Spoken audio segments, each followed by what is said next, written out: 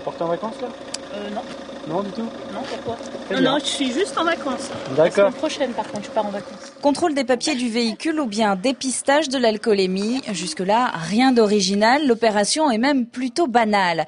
Mais pour cette journée du 15 août où les routes étaient très fréquentées, le groupement de la gendarmerie du département avait choisi pour accroître la surveillance routière le renfort d'un hélicoptère. Le tronçon choisi, la départementale 160, l'axe principal entre La Roche et les Sables d'Olonne. L'hélicoptère, sur une dizaine de kilomètres, va rechercher l'infraction. Il y a un gendarme de la brigade motorisée de La Roche-sur-Yon à bord de l'hélicoptère, qui est un spécialiste, un professionnel de la route, qui lui va constater l'infraction.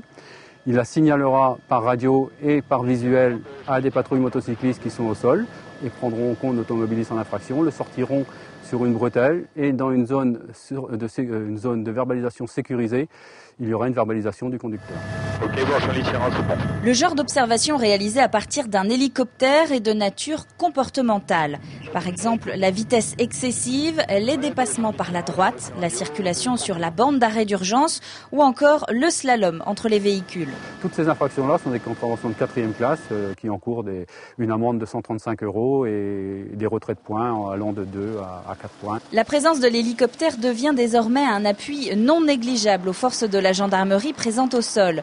Sur les routes fréquentées par les habitués, être observé d'en haut change la donne pour les comportements suspects.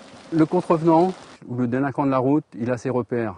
Il peut très bien savoir où sont les motocyclistes, où sont les contrôles de vitesse habituels. Donc déjà, nous cherchons à changer d'emplacement assez régulièrement, mais ça n'empêche pas que le délinquant de la route peut très bien s'organiser pour échapper un petit peu à tous ces contrôles.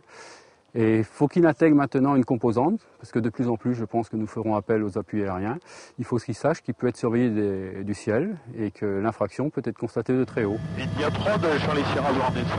Les Vendéens et les touristes ont été plutôt raisonnables lors de cette opération de survol de la départementale 160 dimanche après-midi. Aucun comportement particulièrement dangereux n'a été signalé. À terre, sur les 100 dépistages d'alcoolémie réalisés, 2 seulement se sont révélés positifs.